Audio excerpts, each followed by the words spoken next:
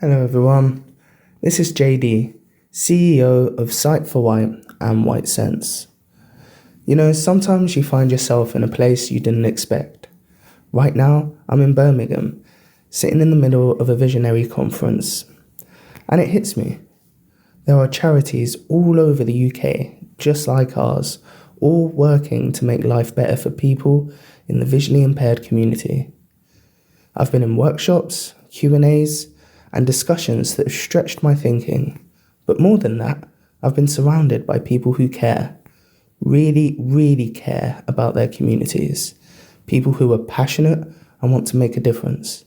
And when you're in a room like that, you can't help but feel hopeful and inspired. So sorry to have missed some of you at our coffee mornings and mix and mingle this week, but I do look forward to catching up with you all again next week and very soon. Take care. Here is this week's charity news, starting 26 September 2025. Swimming at Medina is on Monday between 1:15 p.m. and 2 p.m. We have the whole pool, so whether you wish to swim lanes or just have gentle exercise in the pool, you will be made very welcome. The cost is £6 and transport is available, although limited. All members are very welcome to join.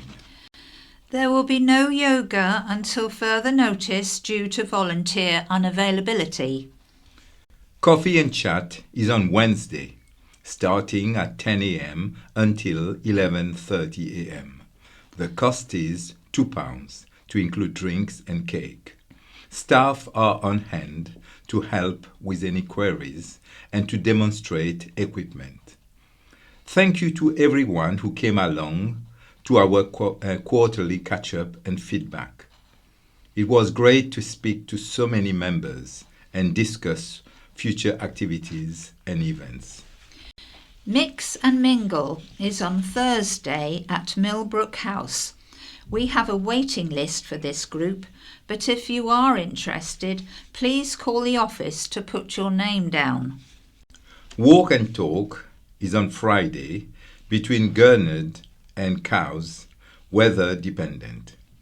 This will be the last Walk and Talk for the year. For more details, please call the office. Our younger active group, Social Eyes, are meeting next Friday, October the 3rd, at Ryde Super Bowl for a game of bowling. We will meet at 5:30 p.m. for a 6 p.m. start. This group will be held if we have enough interest, therefore, please call the office by Monday the 29th to put your name down. If we do not have enough members wishing to attend, then sadly we will have to cancel this activity. Next Saturday, we will be in Tesco store Freshwater with our collecting buckets. We will be there between 10 a.m. and 2 p.m. So please pop by and say hello to our wonderful volunteers. Our next Eye on Social is Wednesday the 8th of October at 2 p.m. here at Millbrook House. This month we have our wonderful volunteer Maurice Kachuk talking about his life in showbiz and treading the boards. This is a very interesting talk and well worth coming along to. The cost is £3, which includes coffee and cake. Please call the office to let us know if you will be attending. This is open to all members, volunteers, friends and family. We would like to thank everyone who is taking part in our sponsored cycle Ride the White for the whole of September. Members, staff and volunteers are having a go either on our tandems, static bikes, floor pedal bikes, or their own bikes to clock up as many miles as possible, whilst raising funds for the charity. Also, if family members would like to take part, perhaps cycle instead of driving to work one day and ask colleagues to sponsor them, please let Susan know in the office. There are sponsor forms ready at Millbrook House. If you are unable to participate but would like to sponsor the members, volunteers or staff members, please call the office. Let us make it a great success and raise a lot of funds for our amazing charity. Our bookstall at Freshwater Tesco is a permanent stand and is raising funds for the charity. And once again, we would like to thank them for hosting our bookshelf. Children's books and paperbacks are proving very popular, so if you have any to donate, please drop off at Millbrook or top up the shelf on the next time you are in Tesco in Freshwater. Our monthly 100 Club has spare balls available. If anyone would like to buy a ball, it is £2 per month or £24 for the full year. The more balls in draw, the higher the prize money each month. If you would like to take part in our monthly draw, please call the office. This is part of our fundraising activities. We have produced a small autumn update newsletter which will be sent out next week. This is full of events coming up, as well as 2 books of raffle tickets for our annual Christmas raffle. Tickets are £1 each or £5 per book. Ticket stubs must be returned to Millbrook House by Friday the 5th of December. This is an article from the Island Echo, read by Terry. Haven Street Station granted Grade 2 listing to celebrate 200 years of the railway. Haven Street Railway Station on the Isle of Wight has been listed at Grade 2 by the Department for Culture, Media and Sport on the advice of Historic England.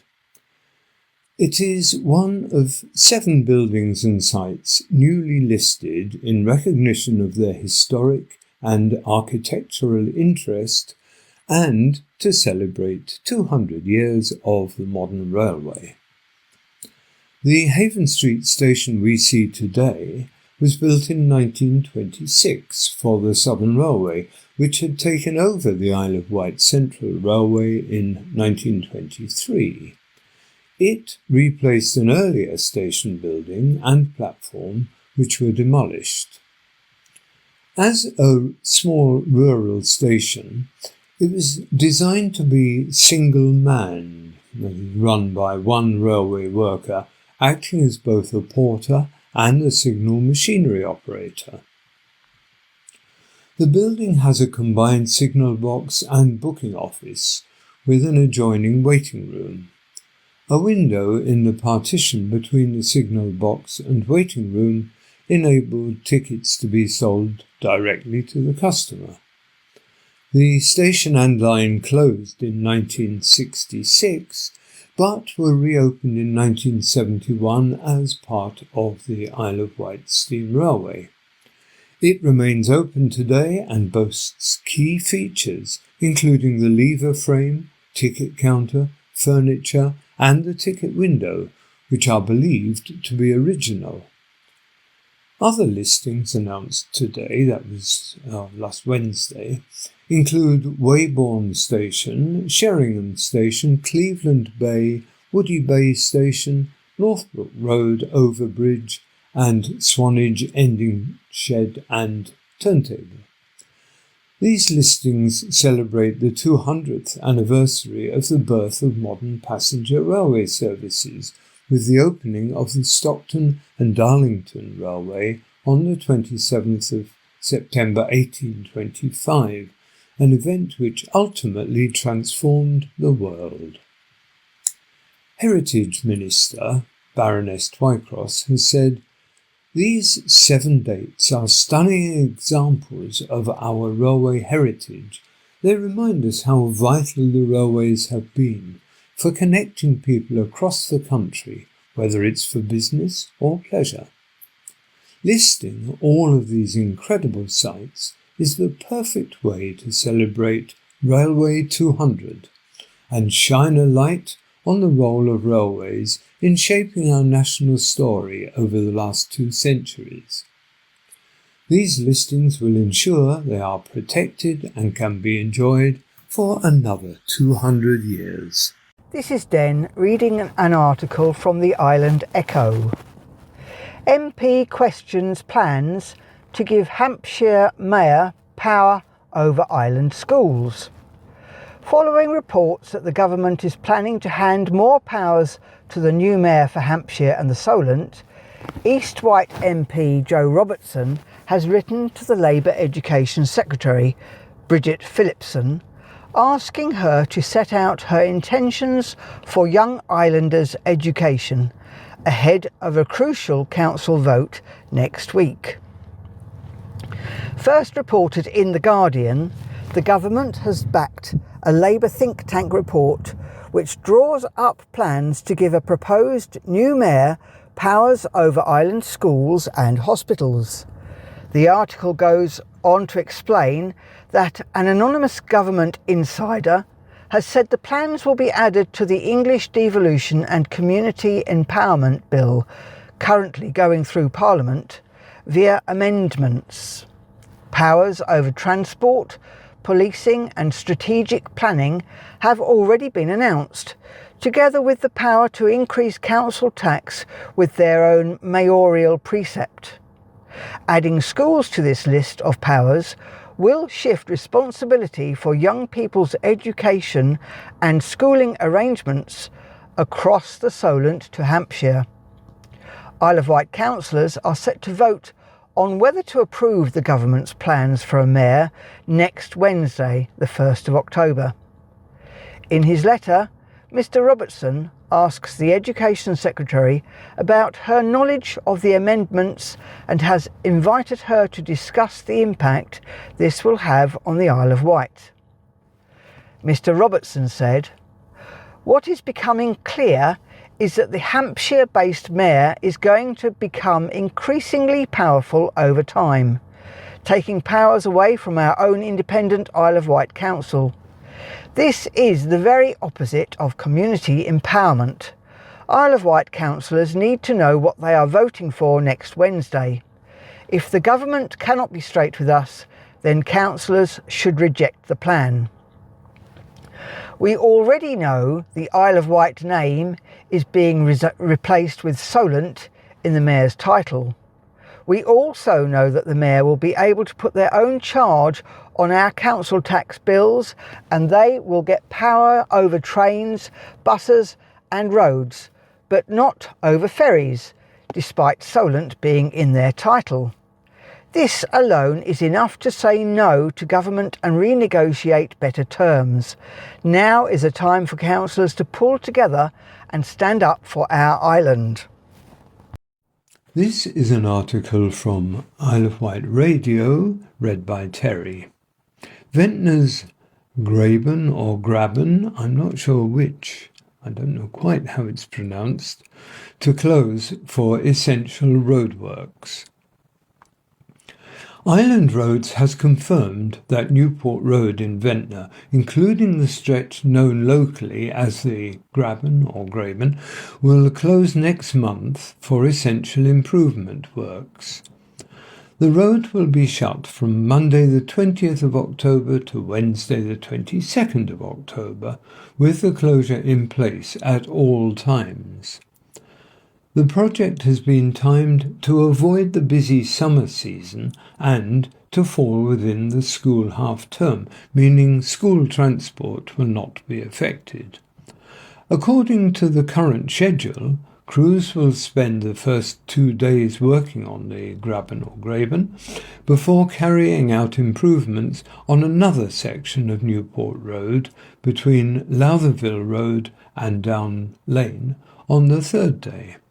The Graben, or Graben, named after the geological fault line that runs beneath it, has long been affected by movement, causing an uneven surface and cracking. Island Road says multiple interventions are required over the course of the PFI contract to keep the route safe. An Island Roads spokesman said everyone in Ventnor knows that more work is needed to keep the Graben safe for road users.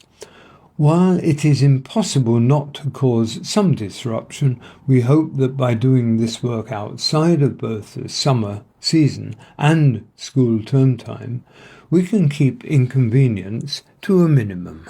This is Den reading an article from the Isle of Wight Radio. Sandown Town Council moves to protect beloved boating lake. Sandown Town Council is taking steps to secure the future of the town's much-loved boating lake, with plans to nominate it as an Asset of Community Value, an ACV, provided legal checks show no risk to the council. The motion, led by Councillor Ian Boyd, was passed on Monday evening, alongside a proposal to extend the Site of Importance for Nature Conservation, an SINC 262A, to include the lake and its surrounding margins. The moves come after months of dedicated work by local volunteers who have been protecting the lake's wildlife during periods of low water levels caused by dry weather. Listing the boating lake as an ACV would mean that if the privately owned site is ever put up for sale, the community would have the opportunity to bid for it.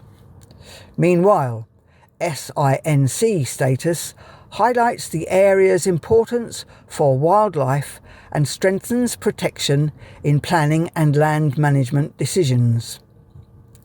Councillor Boyd praised the efforts of local volunteers, saying, "The amazing work of Natrina, Natalie and Luke and the wider community over the past few months has been spectacular. The evidence of community value is undeniable, fully documented, and this nomination will help protect the lake for the future." He added that ACV designation can help limit speculative development pressure and act as a magnet for funding, citing the example of Grafton Street Town Hall, which benefited from ACV recognition. Not everyone was on board. Conservative councillor Ian Ward abstained on the votes, raising concerns over potential legal issues with the lake's owner.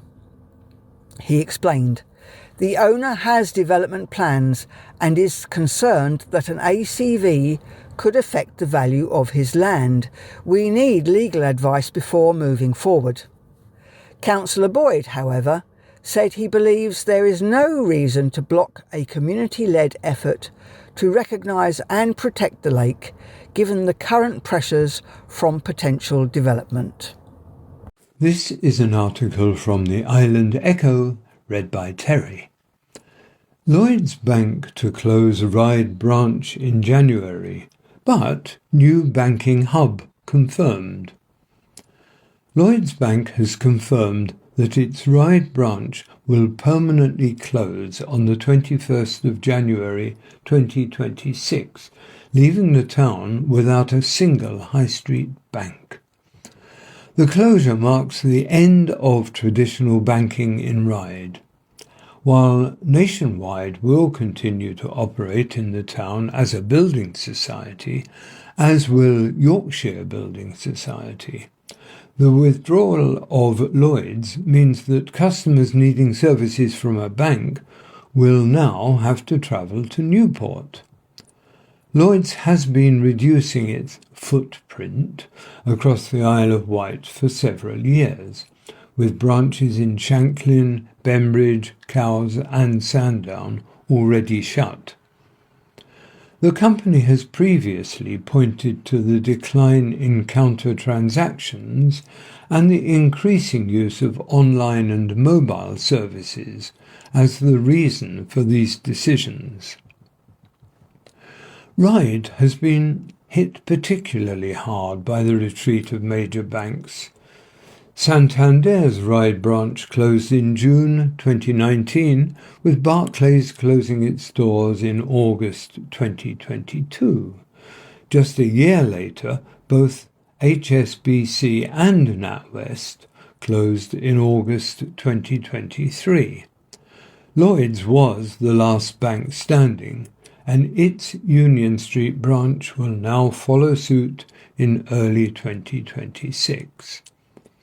However, Link, the UK's cash access and ATM network, has confirmed that Ryde will receive a new banking hub to help bridge the gap. Banking hubs are shared spaces available to customers of all banks and operate similarly to a traditional branch. A counter service run by post office staff will allow customers to withdraw and deposit cash, pay bills, and carry out everyday transactions.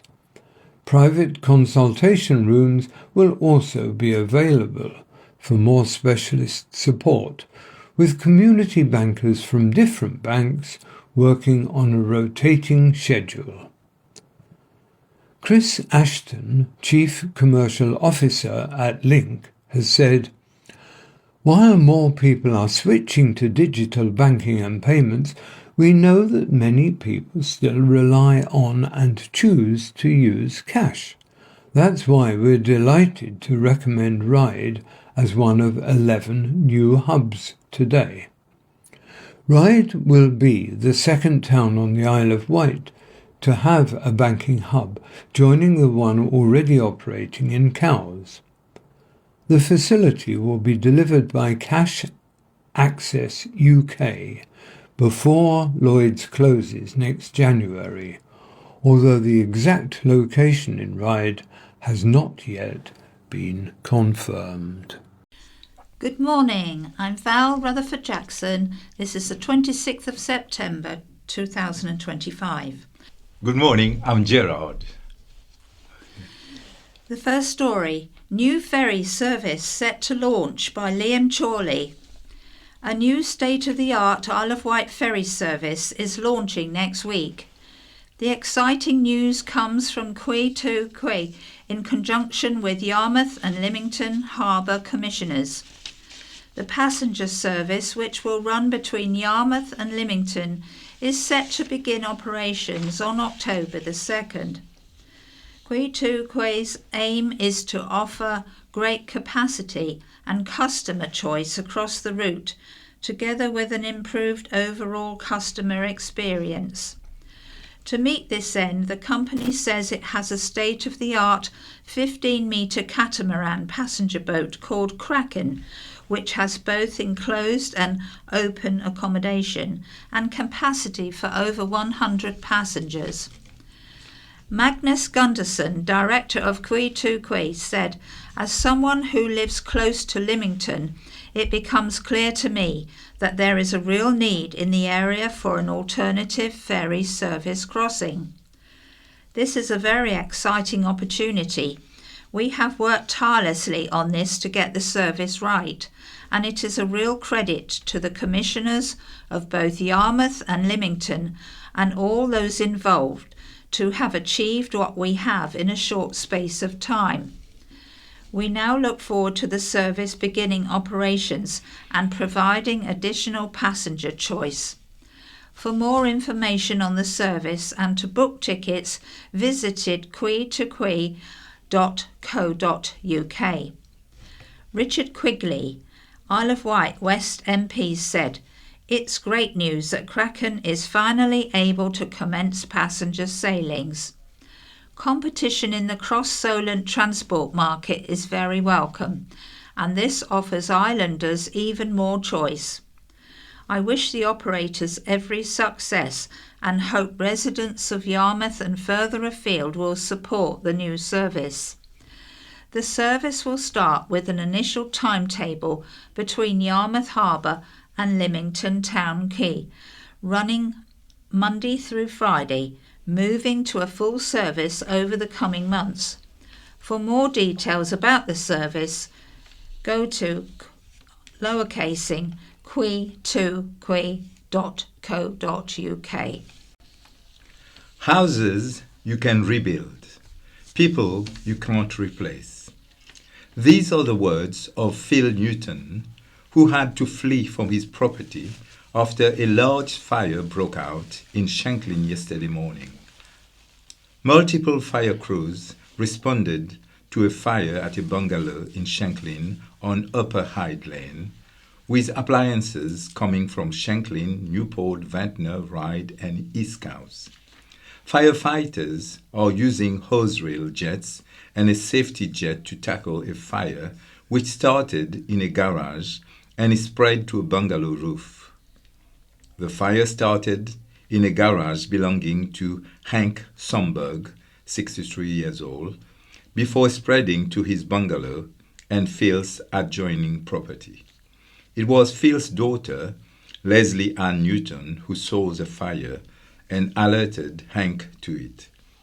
Speaking to the county press, she said, "I heard a great big bang, and I ran down the garage, was alight, and my dad, who lives in the house next door, had already rang the fire engine.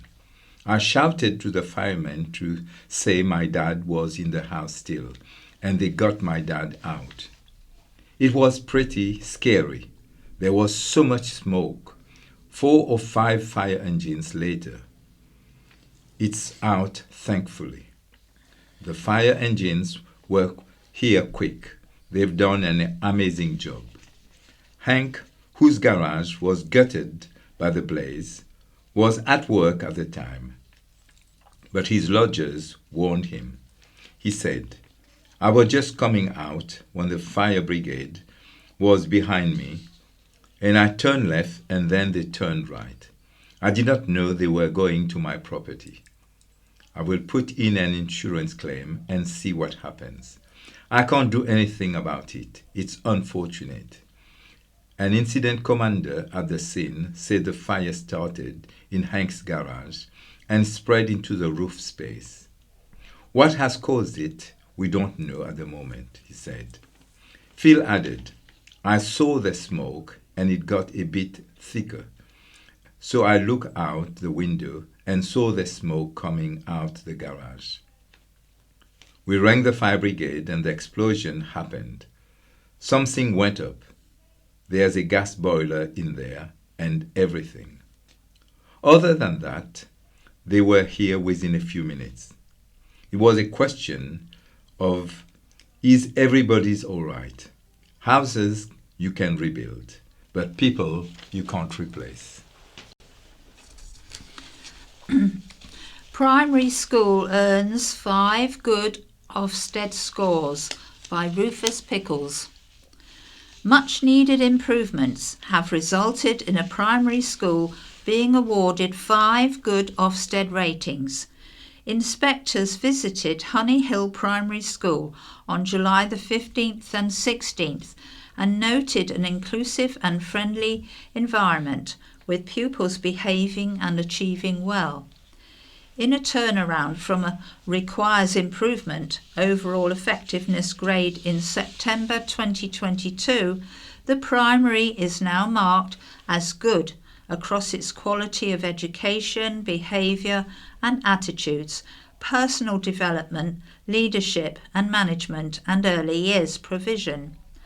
Ofsted's report says, as a result of previously low results in national tests, the school put much needed improvements in place. Consequently, teaching now supports pupils, including those with SEND, to achieve well. Teachers identify and close gaps in pupils' knowledge successfully. Learning activities are well designed, allowing pupils to build their knowledge and deepen their understanding. Since the last inspection, the school has ensured that reading is a priority.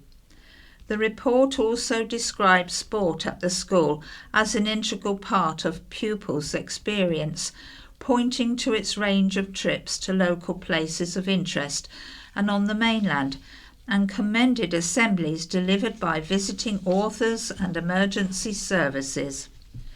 Pinpointing areas for further improvement, inspectors said in some subjects learning activities were not designed effectively enough and that assessment of what pupils can recall could be better. Lisa Steedman, head teacher at Hunning Hill Primary School, said, "We are thrilled with this outcome, which recognises the huge progress Hunning Hill has made since the last inspection. To achieve good in every area is a testament to the dedication of our staff and the hard work of our pupils and the support of our families. It is especially rewarding to see inspectors highlight both the improvements in teaching and learning and the caring, inclusive culture we value so highly. Honey Hill is a school where children are not only achieving well, but growing in confidence and character. And as we look forward to joining Ormiston Academies Trust, we are excited to build on those strong foundations and continue driving the school forward." Uproar over council's handling of house plan. Angry residents of Seaview have expressed concern and disappointment over the way the council handled a planning application to build on an iconic green space. Despite more than 100 objections, permission for a 3-bedroom home on land locally known as a Donkey Field to the rear of Solent View Road was granted last year. In the year since the approval, a group of residents have raised complaints to the local government ombudsman, LGO, highlighting worries about planning policies not being properly applied and local voices being ignored. Nettlestone and Seaview Parish Council has also joined locals in voicing disquiet over the way Alouette Council handled the planning process. This week, the LGO announced it will investigate complaints. However, local resident Grain Andrews said, "We were unhappy about the decision, as it contradicts so much of what the parish has been working towards, and even what the Alouette Council says in its own island plan. The island is a UNESCO biosphere site, and we need green corridors and space between our built-up areas." The justification seemed to be housing need, but one executive-style house won't solve that problem. What's most disappointing is how little regard the process gave to local democracy. Trish Redpath, planning lead for NSPC, said, "This is an iconic greenfield site, proposed in our draft neighborhood plan as protected green space." The officer report was riddled with errors and would be obvious to anyone who's actually visited the field. And now it's to be despoiled by a single executive-style dwelling. In a statement justifying the decision, a council officer said much of the dwelling would be screened by existing and enhanced vegetation.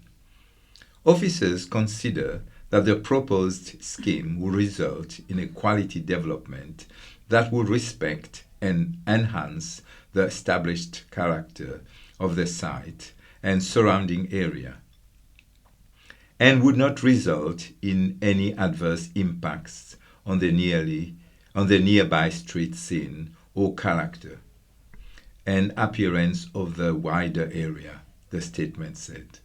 Up until November 2022, the Donkey Field was owned by prestigious Eton College, the former school of ex-Prime Minister Boris Johnson. In 2020, the college sparked outrage, having felled an ancient oak tree on the land to make way for housing. After backlash and council refusals, those plans were later withdrawn. The county press has contacted the council for comment. Woman Caught Up in Devastating Flooding by Oliver Dyer. An island woman caught up in devastating flooding in Thailand has revealed the terrifying ordeal she and villagers went through as water washed away buildings and forced people onto their rooftops. Poppy Fleming, 22, from Seaview, works as a research and intern coordinator at Kindred Spirit Elephant Sanctuary, based in Ban Na Klang. She has been in the village in the Mae Cham district of northern Thailand since June, even missing her graduation day to move there. All was going well for Poppy, but just 2 months in, the early hours of August the 27th, disaster struck. Poppy was woken by a loud banging at her door, accompanied with cries of help. Running outside, she found the director of the sanctuary stuck on her roof, with water quickly submerging the house. We went running over trying to help and realized how bad the situation was, she said. It was incredibly scary. River levels had been high and rising in the days before, and it was raining heavily, but the village had never flooded before. As night turned to day, it became apparent that the sanctuary staff house base, hut, toilets and downstairs area, water system and bridge connecting the village had been completely washed away. Villagers also lost a year's worth of rice and corn plantations, putting many families into deep crisis. In our village, everyone was safe and accounted for, but in other villages in the local area, there were some landslides and flooding which did take some lives, Poppy said.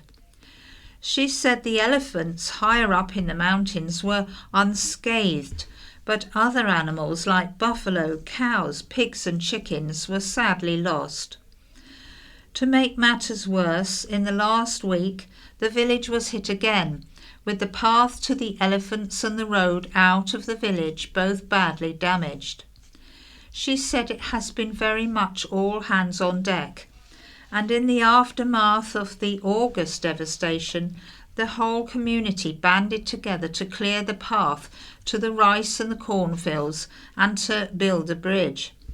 And as the road to recovery will be long and difficult, a fundraising page has been launched. Money raised will go towards rebuilding the sanctuary, restoring infrastructure and supporting the local communities. To donate, head to, and this is all lowercasing, give.asia/campaign/help at KSES-community-recover-after-floods story. Close pub with stunning sea views has new owner. A vacant pub boasting sea views has sold at auction after its asking price was lowered. The freehold for the Chine Inn at Chine Hill, Shanklin went under the hammer in September the 18th, auctioned by Clive Empson Auctioneers, the firm's largest auction by lot numbers in 13 years.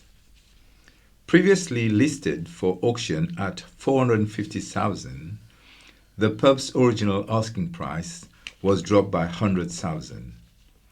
Rob Marchant, regional director and auctioneer at Clive Empson, previously said, "The private owner is keen to see the famous Chine Inn with new life breathe into it."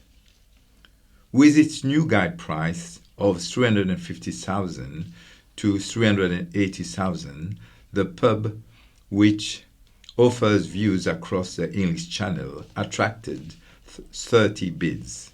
It eventually sold for £391,000. £41,000 more than the lower end of the guide price.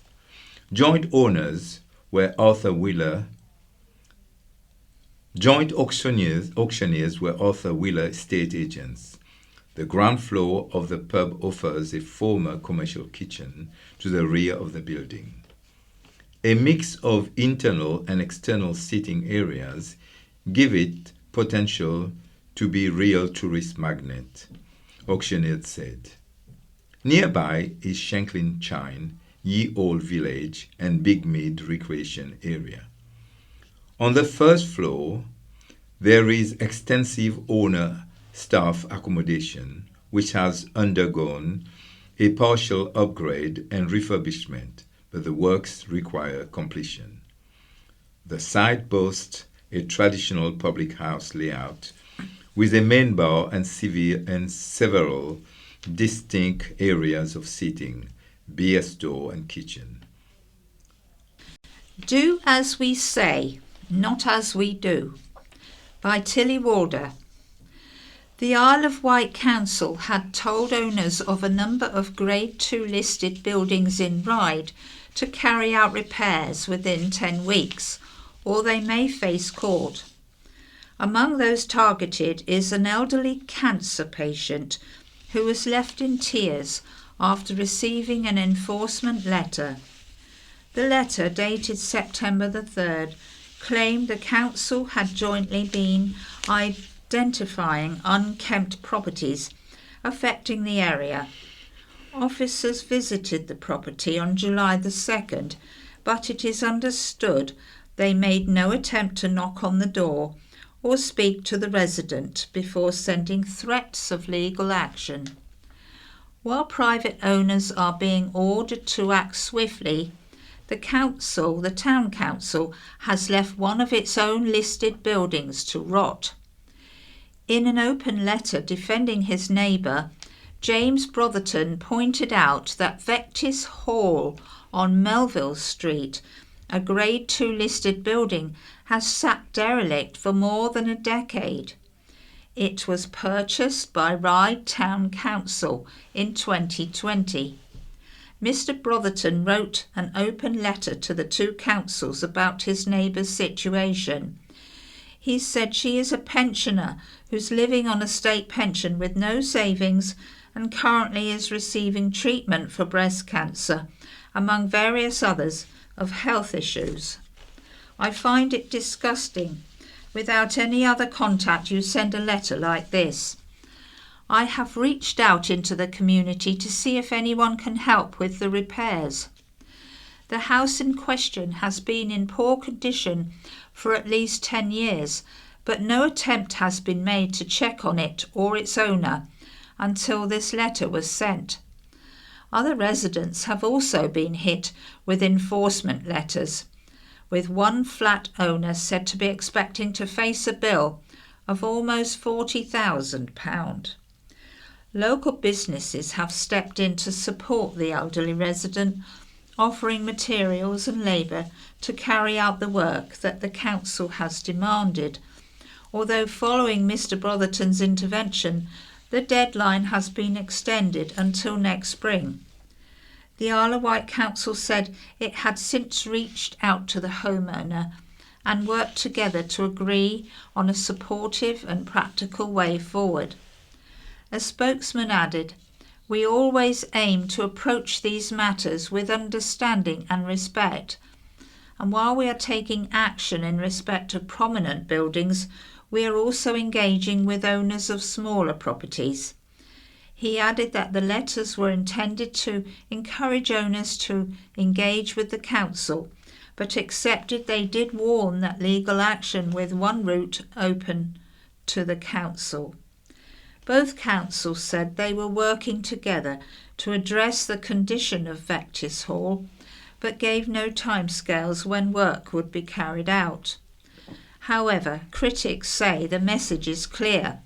Vulnerable residents are being threatened with court action, while publicly owned neglected buildings such as Vectis Hall are left to decay year after year. Drug driver flipped car while nearly 10 times over the limit. A drug driver who flipped a car while nearly 10 times at the legal limit has been handed a lengthy road ban and ordered to pay a hefty fine. Joseph Brett of High Street, Wootton, appeared at Portsmouth Magistrates Court on the 1st of September. He admitted one charge of driving a motor vehicle with a proportion of a specified controlled drug above the specified limit. The offence occurred on the 24th of May 2025 on St. John's Road, Ryde. A blood sample showed that Brett, who is 19, had 192 milligrams of ketamine per litre of blood, with a specified limit being 20 milligrams.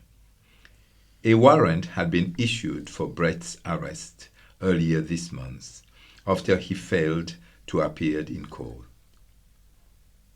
Brett was banned from the roads for 2 years and fined £1,000. He was also ordered to pay costs totaling £485. Development of 473 homes by Rufus Pickles. A 473 home development has been recommended for conditional approval by planners. A council report published before next week's Critical Planning Committee meeting says Captiva Homes' revised plans for the West Acre Park in Ryde should be granted permission, subject to conditions and legal agreement. The contentious proposal, which includes commercial space, a doctor's surgery and a cafe, has previously encountered stiff resistance, with Oakfield residents group Greenfields taking County Hall to court over its prior granting of consent in August 23. Ultimately, the case reached the Court of Appeal, and after an April hearing at the Royal Courts of Justice in London, judges ordered the quashing of 2023 permission due to the council failing to publish a Section 106 planning obligation before its consent.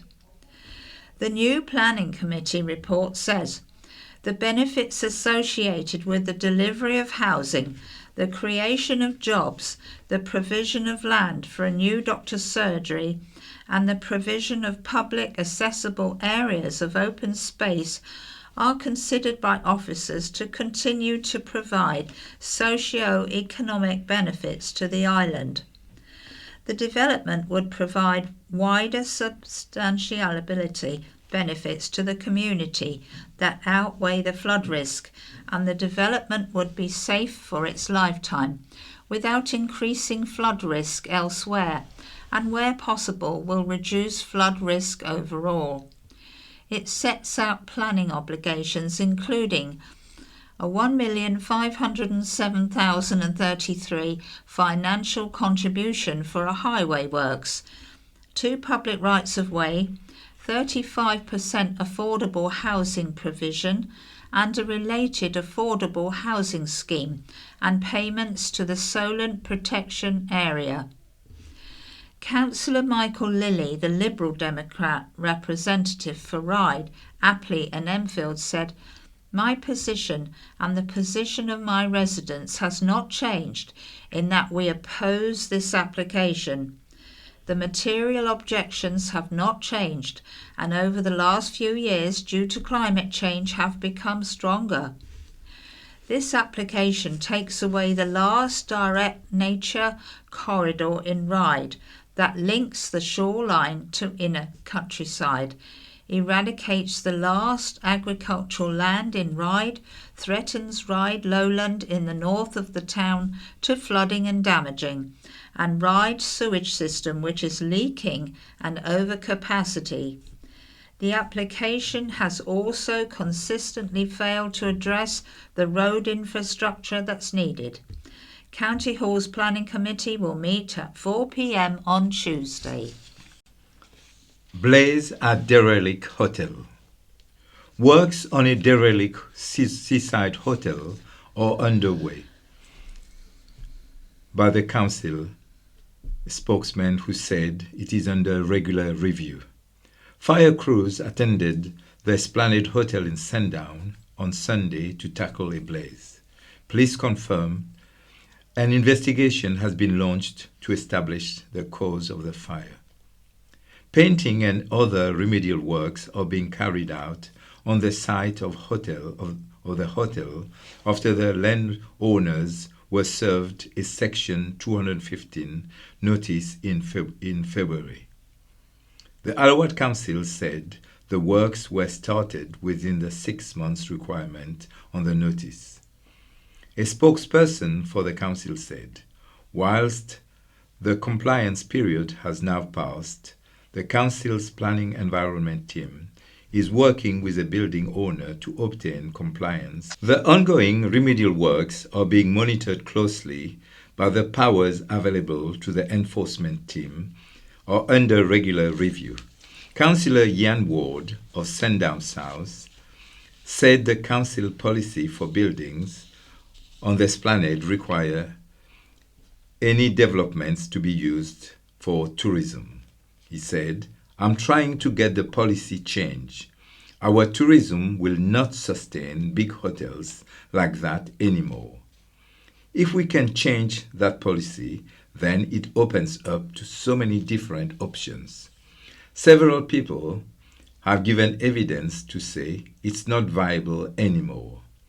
What the committee is waiting for is a hard copy. Councillor Ward said he was told the report would be available in about 3 months' time. He welcomed the remedial works on the Esplanade Hotel. Councillor Ward said, what it will do is it will decrease the negative image. Visitors will come and they will not know any difference, which has got to be good. Derelict buildings on Sandown Esplanade have been subject to national attention, with the Daily Express describing it as a crumbling seaside town and the Daily Mail a ghost town. The county press contacted the Esplanade Hotel's owners, Plaza Property Developments, for a statement, but did not receive a response. The county press contacted Councillor Debbie Andre of Sandown North, the ward the Esplanade Hotel sits in, but did not receive a response. Carbon monoxide fumes in tent which killed dad. A father of 3 who was well known on the island died after being overcome by carbon monoxide fumes while fishing, an inquest has concluded. Stephen William Kircher, 47, of Newport, was found dead in his bivvy tent at Blackwater Lake off Longdown Lane on December the 2nd, 2022. Mr. Kitcher, an avid Liverpool fan, had been on a nighttime fishing trip when he brought a camping stove inside his sealed tent. Nearly 3 years after the death, Coroner Caroline Summery concluded in his record of inquest that this led to a fatal build-up of fumes. His medical cause of death was noticed as carbon monoxide poisoning. Born in Newport, Mr. Kitcher was married to Michelle and was a devoted father to 3 young children. He worked in IT at the Care Learning Centre and was described as both well-respected and widely known through his professional and personal life. A GoFundMe appeal in Mr. Kircher's memory raised more than £13,000 to help his family.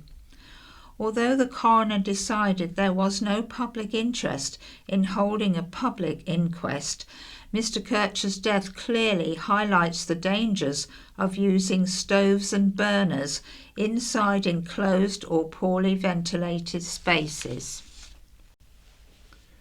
Young forced to go private to access mental health help. Young people are waiting so long for a diagnosis from mental health services, they are having to go private, health bosses have said, amid backlogs on the island. The waits were raised by a member of the public at the Hampshire and Isle of Wight Healthcare NHS Foundation Trust annual members meeting in Eastleigh on Thursday, the 18th of September. On the Isle of Wight, waits for accessing child and adolescent mental health CAMHS services have previously been described as totally unacceptable by Health Committee Councillor Paul Fuller. In May, the average wait of first contact with child and adolescent mental health services on the island was 4.3 weeks against a national target of 4 weeks, according to an NHS Hampshire and Isle of Wight report. The attendee at yesterday's meeting said, "What's happening about CAMHS? Because I talk to people I know, they are waiting so long to get a diagnosis, they are going private. But when they go private, they can't go back in, can they?" In response, Ron Shields, Chief Executive at the Health Trust, said, "As you are describing, and as you know from experience, there are still too many young people waiting too long. We've tried to look at parts of that. So, for example, the biggest element of the waiting list is for those young people with ADHD and looking for a diagnosis. In that particular area, what we are trying to do is to recognize that actually a whole system has been set up on trying to work around a diagnosis, and having too many people waiting to be diagnosed is a wrong approach. The point about movement between private diagnosis and then support is sometimes a challenge. It is not the case that people are debarred from service because they've sought private opinion. But when people are alternating between the two, that sometimes is a challenge. We always look at it on an individual basis. We will always try then to make sure people get the services they need from the NHS. Part 2, White Memories and Nostalgia. Who built and paid for Island's roads? Everyone who lives on the Isle of Wight uses our transport system in some way. Roads are so important to us today that it is difficult to imagine 200 years ago many of our roads were still only rough tracks passable by a horse and possibly a cart. From 1555, a surveyor of highways was appointed in every parish, and from 1691, he was tasked with inspecting the roads 3 times a year. Every able-bodied householder or tenant was obliged to provide 6 days of labor every year to keep the roads in good repair. People would dig gravel from fields to put on the track to prevent them becoming too muddy. 10 turnpike trusts were set up on the island following an act of 1813, and we still have some little cottages that marked the start of gated roads where people paid tolls for the privilege of using the improved roads. Toll keepers' cottages are often still right next to the road, often with a hay window so people approaching from both directions could be seen. The last toll road on the island between Seaview and Purple was still operating in the 1970s.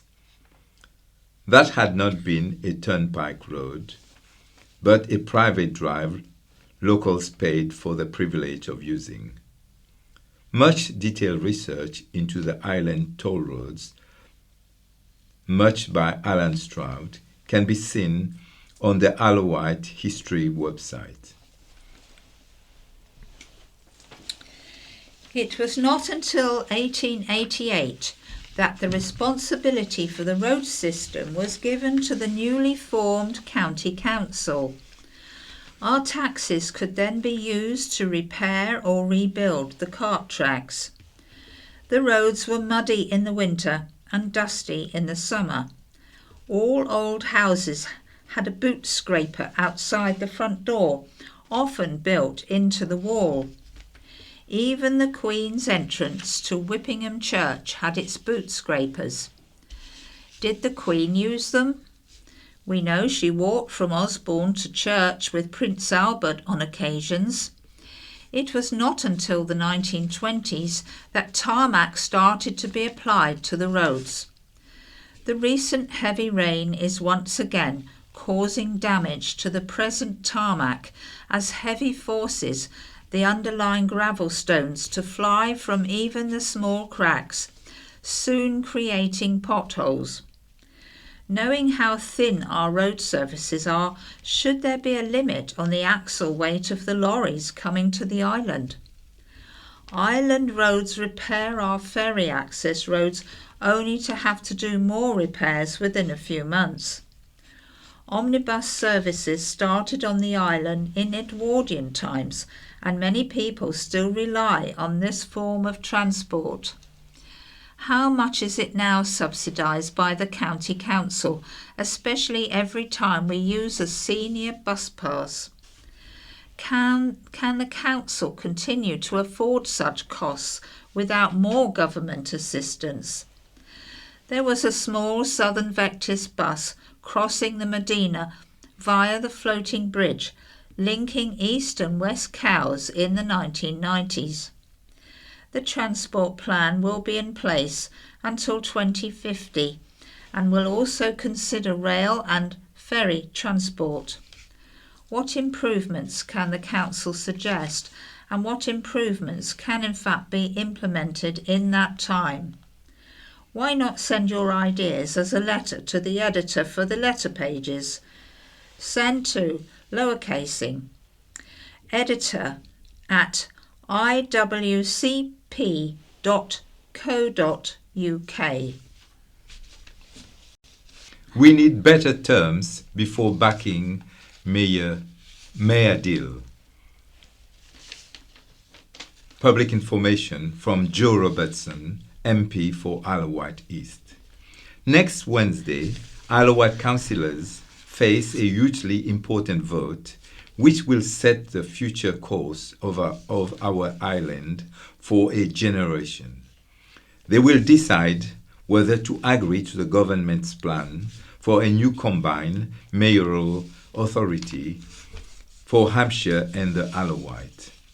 That would mean a directly elected mayor in place as early as May next year, with 93% of their voters living on the mainland and just 7% living on the island. Some powers will be transferred from the council, like certain planning decisions and post-16 education provision, with possible decision-making over our schools too. I am skeptical that the island's interests are best served by a shared mayor dominated by Hampshire electorate. When I look at the detail of this particular proposal, I am convinced that it is bad for the island, and we should be renegotiating much better terms from government before putting it to a vote. There are three key reasons why this mayor's proposal is particularly worrying. First, it will lock us into a subordinate relationship with Hampshire permanently. Our Isle of Wight name has already been replaced with Solent, so the new combined authority will be called Hampshire and Solent. I have tabled an amendment in Parliament to add the Isle of Wight name back in via primary legislation. Every time our interests diverge, We can bet that Hampshire will win out because that is where the overwhelming majority of the mayor's voters will live. We have already seen it with our shared health commissioners and their attempts to defund our Mountbatten hospice and give the money to the New Forest instead. With a new combined mayor authority, this will become a permanent risk factor, not just in health and policing, but in housing, transport, schools, key infrastructure, and a range of other powers the mayor could get in the future. Second, the mayor will be able to put their own charge on our council tax to deliver their priorities, meaning our council tax bills will almost certainly go up. Our own council will be powerless to block this extra tax. Thirdly, the mayor will be given powers over transport, rail, road, and buses, but not over ferries, despite Solent being in the title. This is such as a wasted opportunity for the government to take action on rip-off ferry prices and dwindling timetables. The government should create new powers and hand them to the mayor. We should be sending a clear message back to the government. No mayor deal without ferry powers. I am urging all councillors to pull together, stand up for the island, and speak with one voice to the government. This mayor deal is not good enough. Address the reasonable concerns of the Isle of Wight by making significant improvements, and then we will reconsider it. Until then, no thank you. Section 5, What's On? Matthew has the DIY tools for laughter by John Moreno. A former county press reporter who saw his career in journalism cruelly cut short by a serious head injury has battled back as a stand-up comedian and is bringing his new show to the Isle of Wight. Funny man Matthew McHugh will be performing his touring show Man vs. Shelf Screws, now included at Newport's Apollo Theatre, on Saturday, October the 11th. His return to the island is significant, having spent 3 rewarding years as a journalist for the county press. He will be performing the show in the venue directly next door to where he once worked in Parle Street. Matthew said, "It's going to be a lot of fun. I'm really looking forward to coming back to the island." Matthew says his set will inevitably include Isle of Wight references, but the main thing the audience can expect will be to feel like they'll all be involved, he said. "I kind of want to try to make it like we're all mates." While working as a staff reporter in New Zealand in 2021, Matthew suffered a very serious head injury and temporarily lost his ability to read and write. In March 22, he was diagnosed with having a functional neurological disorder, FND.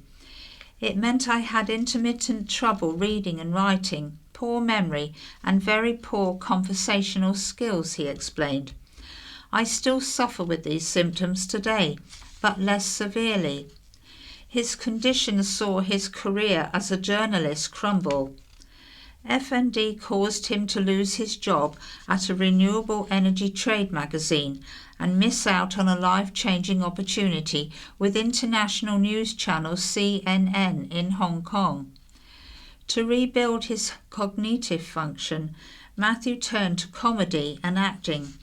He made his solo comedy show debut at the Edinburgh Fringe last year. He said doing the Fringe was an amazing experience, but stand-up is hard work and a roller coaster of emotions. Having performed almost 400 shows, Matthew credits stand-up comedy with improving his life and confidence. "I have been able to work. A lot of people with FND can't work. Acting and comedy is what has helped me going. In terms of my mental health, I'm a lot better than I was. Doing stand-up has improved my confidence and my life and got me back on my feet. So Man vs. Shelf Screws, now included, starts at 7:30 p.m.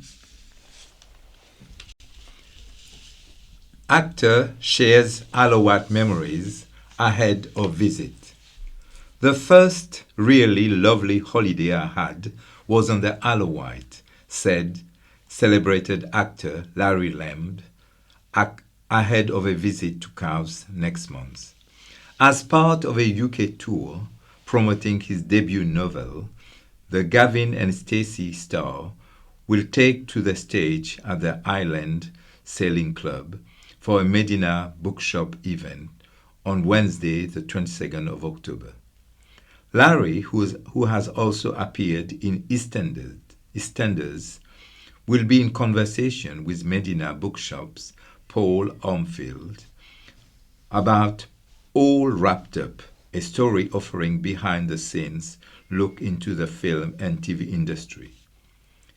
Speaking exclusively to the county press, Larry, 75 years old, said he first visited the island when he was 10 or 11 in the late 50s. My granddad and grandma took us for a holiday in Ryde, he said. It was a huge adventure for little boys. We had never done anything like that. Revealing they took a bus ride, train and ferry to get there from London. A keen swimmer, Larry said he'll be checking out the island's beaches when he crosses the Solent next month. Tickets are on sale now for Larry's events on the evening of the 22nd of October, where he'll be talking about All Wrapped Up at the Island Sailing Club.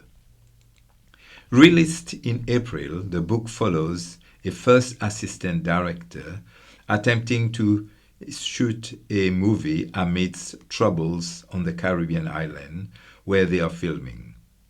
It's all about what happens whilst the characters are trying to make a film. Larry said, any noise of political upheaval can affect a filmmaking process. It's how you deal with what is going on. The novel acts as a homage to all the members of a film crew, from camera operators to people in the art department. It's my tribute to the people who have looked after me for 50 years of making films and television. The crew is what carries you through. They become your family for as long as the job lasts. Larry revealed he had the story in his mind for a long time, but only ever thought of it as a film. When a friend suggested he send 1,000 words a day and start writing a novel, All Wrapped Up soon materialized. The story just went on and on, he said. After that, you have to tear it all to pieces and put it back together again. I don't like that a bit. Although he has a sequel in mind, Larry said his next project is likely to be a poetry collection. I've always loved poetry because my dad was a poetry fanatic, he said. Suddenly I was starting to write them. I was fascinated by the way stuff was coming out. Calling us from his holiday home in Normandy, Larry said he has to be totally isolated to write his poetry, adding he cannot write with life going on. Perhaps best known as Mick Shipman in the beloved sitcom Gavin and Stacey, Larry was a part of the show from beginning to end. The finale aired on Christmas Day last year and included a smattering of Alowite references, from wet leg soundtracking a scene to a local number plate of Uncle Brain's car. A crucial moment in the show saw the characters visit Southampton Docks, but Larry said the scene itself was actually filmed in Newport, Wales. It would have been such an upheaval at that stage to get the whole thing shipped down there, he said. Gavin and Stacey is no longer the easy little show with one van and one camera. It's a traveling roadshow with trucks, vans and caravans, filling up the streets. Getting into the docks is hugely problematic. It's like getting into an airport. Larry Lamb will also stop off in Winchester, Bournemouth and Wimborne as part of his UK book tour. To get your tickets, try Medina Bookshop. What's in store as Jazz Weekend is in full swing? The Isle of Wight Jazz Weekend is in full swing as its main line-up takes to Newport until Sunday, September the 28th. Today, Friday, host James Allsop's tribute to Stan Getz at Newport Methodist Church at 3 p.m. Acclaimed pianist Leanne Carroll at 5 p.m. at the Apollo Theatre, and a stacked Friday night at the Quay Arts from 7 p.m. featuring the Ride School Swing Band, jazz DJ Jim Kerr, Derek Nash with the Jim Thorne Latin Jazz Quintet, and the Fidelio Hot Club with Isle of Wight musician Sol Grimshaw. Tomorrow, Saturday, we'll see performances from Unity Stompers with Amy Roberts at the Apollo Theatre from 1 p.m. The Immy Churchill Quarter at Newport Methodist Church at 3 p.m. and Clark Tracy's Jazz Champions at 5:20 p.m. at the Apollo Theatre, before a headline performance from Sax Appeal at Newport Minster at 8:10 p.m. On Sunday, proceedings start with a Jazz Eucharist at Newport Minster from 11 a.m, followed by Craig Milverton's tribute to Oscar Peterson at the Quay Arts at 2 p.m, and the Nigel Price Organ Trio at the Apollo Theatre at 5 p.m. Sunday's headliner, the Clare Till 5, will celebrate 25 years of touring from the acclaimed jazz vocalist and broadcaster with a new show from 8 p.m. Full listings can be found via the event's website. And now, the letters section. Mainland merger. Time to wake up. A letter from Mark Reen of Cowes. Dear editor, I have been reading the statements regarding the options for the island and potential political merger with Hampshire. If the matter was not so serious, it would be funny. We have the so-called independent leader of the council leading us into a mainland tie-up with no settled plan or any organized support from the island's population for any decision-making. Your readers may loathe their council, love the council, or be completely uninterested in the council. But the lack of awareness of the risks of our ability to take decisions for ourselves and our unique circumstances casts shame on the independent administration.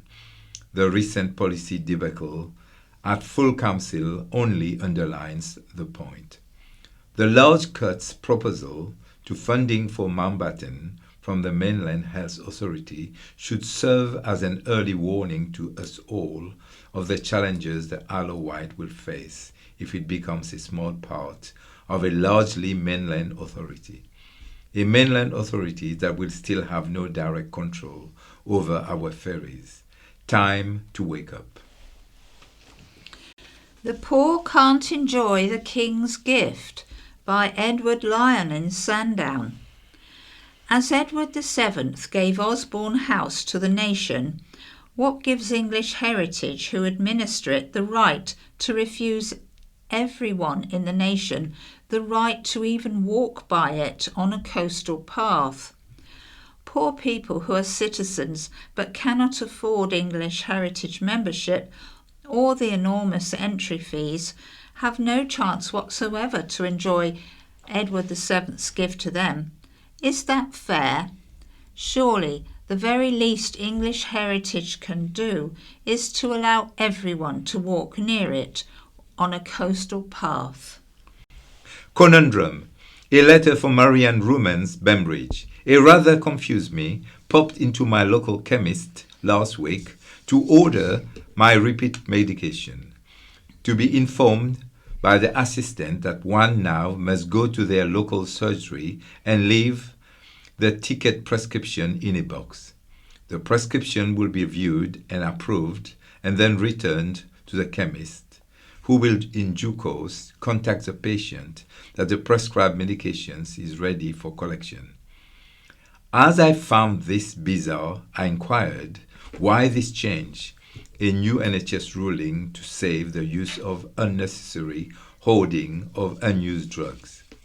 I do agree, but surely there must be an easier way. For me, an advanced octogenarian, it could be tricky as I live in Bembridge and the chief surgery is in St. Helens.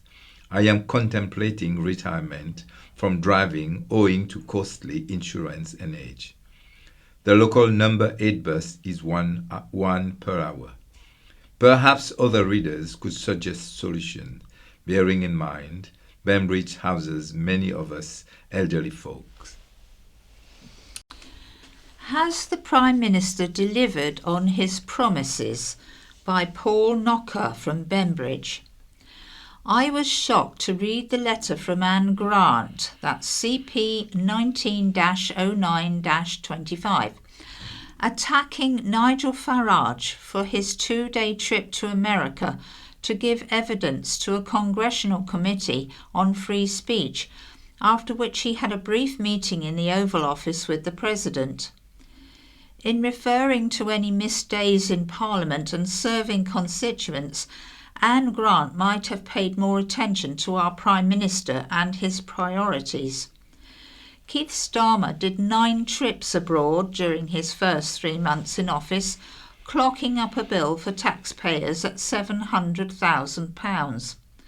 The first flight was to a NATO summit with his wife and 24 officials on the government's plane. The cost was £128,346. The next flight was to watch the football final in Berlin with his wife and 6 members of his staff. The Prime Minister has clearly enjoyed his role as a statesman on the world stage, but has he delivered on Labour's manifesto promises to deal with urgent domestic problems, including productivity, economic growth and employment? We will miss our exceptional postie. By Pat and Tony Constantine in Shanklin. We would like to pay tribute to our wonderful postman, Steve. He is leaving to go to New Zealand after 11 years on our round. He is truly exceptional and goes the extra mile for everyone. I know we'll all miss him. He'll be a hard act to follow. He always has a smile, whatever the weather. We're sure we write on behalf of all his customers to say we all wish him every success in his new venture. His last delivery here is on October the 4th. With his kindness, personality and work ethic, we know he and his family will embrace their new life. Goodbye, Steve, and good luck. We all really miss you. The BBC In Touch programme follows, and the Scaffolding News follows that. Hello. Later on today, advice for visually impaired listeners concerned about being asked to verify their age on websites. But first, some stories just won't lie down. Ever since the spring, we've been receiving a steady stream of emails from people deeply worried about developments at the Macular Society. For almost 40 years, the Society has provided support for thousands of people with aspects of the condition which is the greatest cause of sight loss among adults in the UK, particularly prevalent as people get older. The concern is over the decision to cut the numbers of regional managers responsible for organising support groups for those with the condition and taking it under control back at head office. This would involve a number of redundancies, but the emails have come largely from volunteers who help with the work and those with macular disease themselves. Listeners have argued that the manager's work has been invaluable over the years and that crucial face-to-face support would be lost. We pressed for several weeks for the Society to appear on the programme, but were repeatedly told that it wouldn't be possible while internal consultations on the reorganisation plans were taking place. Meanwhile, it became clear that there was considerable tension within the organisation, and some people had been summarily dismissed for what was described as gross misconduct. Then, in mid-August, CEO Ed Holloway did come onto the programme to address some of the points listeners had raised. Here's part of what he told us at the time. Change is difficult and change of this nature within organisations can often be a challenging process. The consultation process is ongoing. We're listening to feedback and we'll be making final decisions in the coming weeks and months. So what is the plan? What's the overall plan and how does it differ from what you were doing before? So in terms of the regional team, as I say, the final decisions haven't been made, but currently that team's got about 24 people in, and under our proposals it would reduce to 14. So it's still the largest team within the organisation, and we're confident that that's enough resource to provide really high quality support to our volunteers. Whereas at the moment it is an entirely regional team, that would involve more central support. And what that means is we can create some new roles, for example, focused on volunteer communication or learning and development or recruiting volunteers. So we think that that team can work more effectively and continue to enable our local groups to thrive. But far from calming things down, this just seems to have added fuel to the fire. There's currently a multi-part podcast circulating, which purports to tell the story from beginning to end.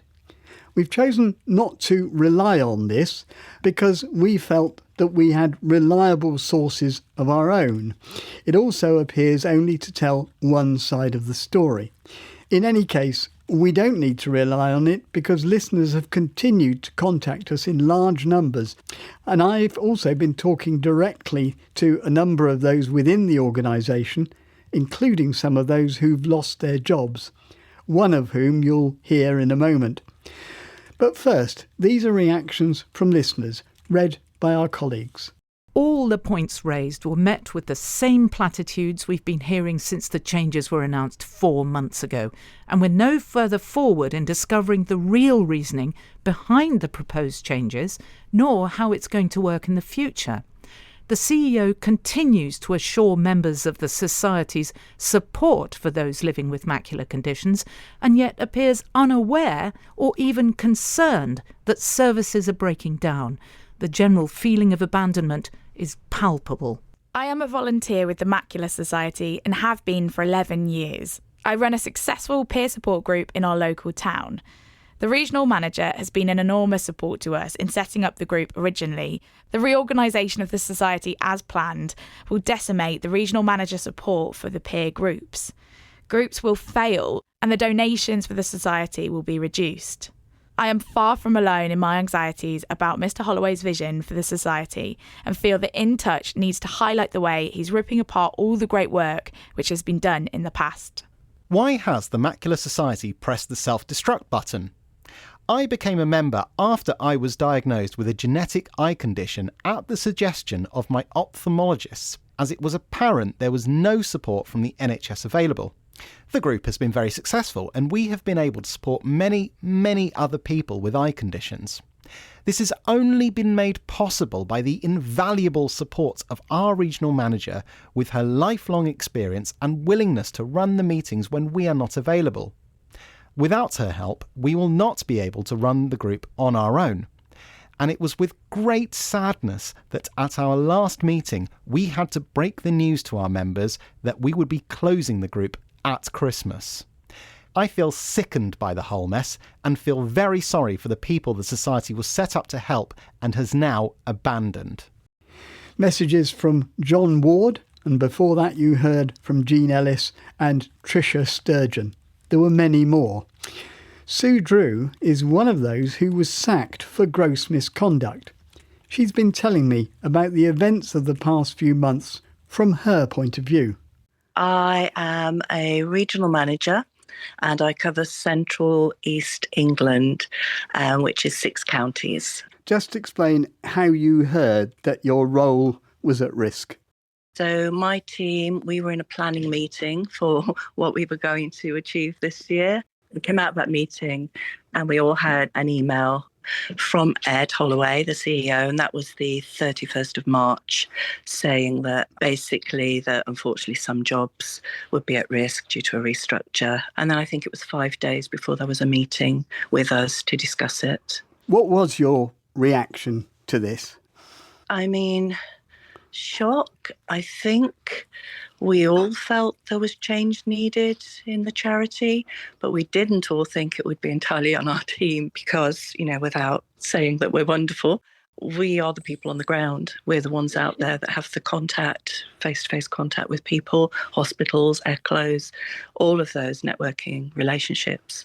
So it's understandable that you would be upset to discover that your job was at risk, but a new CEO is surely entitled to look at all the circumstances at the organisation he's just taken over and make the changes that he feels are necessary. Nobody likes change, you know, particularly if things have gone on like this for a long time and people are comfortable. Is there an element of that in what's happened?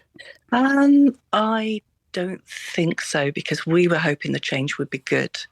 We hadn't had, in my opinion, much guidance and support, didn't feel very valued. And we know, and our members know, the important job we were doing. So yes, obviously our livelihoods were at risk. I mean, that's a normal reaction. But we wanted to make that change as easy for our members and volunteers and beneficiaries as possible. It was hard to know how all of this, without a plan that we understood or could see, was beneficial to those people. Sue, initially, as we've said, you were told your job was at risk. How did this develop into your being sacked? So on the 23rd of April, when we really weren't getting anywhere and we were frustrated and we were aware that another colleague had left and the circumstances of that, we were really, really unnerved and felt that all trust and confidence had gone for us. So there was an email from one of my colleagues saying, I'd like to discuss something with you. I'm going to create a WhatsApp group so that we can, you know, speak privately. And that was done with all our personal numbers on our own devices, nothing to do with work. On the 15th of May, we became aware that someone had access to that. In that group, I'll be quite honest, 90% of that was talking about how did we do a counter-proposal, how could we get the information, did we need to put a grievance in because it had gone, you know, it was just, in our opinion, speaking for myself, certainly a sham consultation. We work remotely. I think that has to be said. We work across the whole of the UK and we never see each other really, maybe once a year, if we're lucky, apart from Teams meetings. So we couldn't go down the pub, we couldn't go around someone's house, we couldn't speak. But this was a private group on our own devices. So there were some, I can't think of the word to use. Well, can I help you? Would you deny that some of the language used was quite aggressive, even offensive? I would say yes, that you could say that from the other perspective. You know, we've all acknowledged that. We've all had disciplinaries. We've all spoken up for ourselves. That if you'd said that in private, just in a conversation, it'd be said and gone and you wouldn't even remember it. And I'm not trying to justify things we said at all. Well, speak for myself, obviously, anything I've said. but it was frustration. We were venting and we were in private. So was your dismissal based on something that you said on the WhatsApp group? Yes, my dismissal was based, I can tell you precisely, on bullying harassment of the CEO. So, yes, but they were never. And one of the things I've really taken a stance on is we asked them constantly to look at the context, and they more than once said they were only interested in the content. One final question. Why don't you accept that support offered centrally couldn't be as effective as what has happened in the past? Because there will be no face-to-face. There will be, my understanding, of digital, lots of offline contact. And I don't think you can reach people by a phone call, sending them a leaflet, as much as they can have in a peer support environment. We always say, and if you spoke to some of our members, I'm sure they'd agree, that that's the bit. So we can go to the hospital, we can have the medical stuff, it's all important. And we, even as regional managers, or some of us do live with sight loss, but as regional managers, we're not living their journey. We don't necessarily have that lived experience, but they all do. And what they get from each other is stronger, I believe, than anything they get. And I'm not denigrating leaflets, literature and everything else. The Macular Society has the most amazing helpline, counselling service, which is a rare thing, a counselling service these days. It's amazing. But people have to get to it. They have to find it. Very often that comes through us and the groups and the face-to-face contact. Sue Drew, thank you very much indeed. Well, once again, we invited CEO Ed Holloway onto the programme, but were told that consultations had restarted and that he's not able to give us an interview yet. Instead, he offered this statement. It's been voiced by one of our colleagues. These matters are part of ongoing HR processes that need to be managed confidentially, so it would not be appropriate for us to comment on them at this time. We know this has been extremely difficult for everyone involved and that change can be unsettling for staff, volunteers and supporters. These changes are necessary to ensure we can continue our important work in the coming years. Throughout this time, the Society has followed procedures in line with ACAS guidance, employment rules and our own internal policies. We're unable to comment on individual cases, but it is important to note that the complaints related to serious issues of bullying, including in some cases the harassment of a disabled person. The employees involved have a right to appeal the decisions made, and any claims or comments should be addressed throughout that process. As an organisation, we remain focused on making sure the Society can continue to support everyone affected by macular disease. The consultation about changes is ongoing and should be concluded in the coming weeks, when we will share more information publicly. I said at the beginning of this report that this was a story that wouldn't lie down. Well, we're still receiving conflicting information from a range of informants, and it seems inevitable we'll return to this before long. Meanwhile, we've also recently been hearing about the problems created for visually impaired listeners by parts of the Online Safety Act. Now, that is aimed at ensuring that potentially harmful material can't be accessed by children and young people.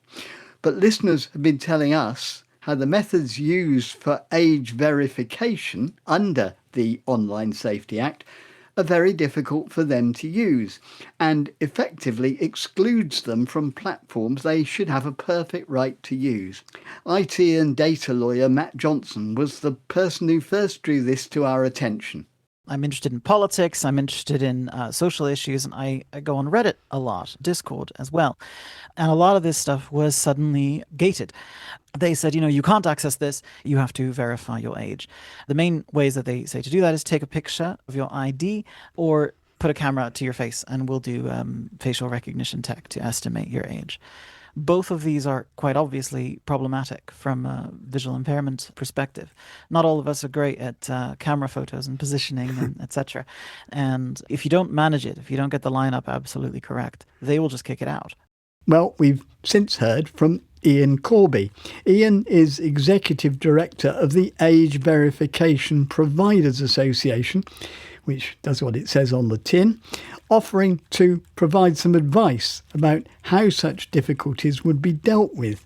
He's currently travelling in New Zealand, but we're delighted to say that he took the time to join us from there. First of all, Ian, what do you make of the points that Matt makes? So first of all, there's a problem, which is that I think a lot of sites, and Reddit's a good example, are over-interpreting the law here. It shouldn't be preventing anybody, particularly adults, from accessing legal content. So I think we're going to have to work with Ofcom to put some pressure onto some of the platforms who aren't giving enough choice.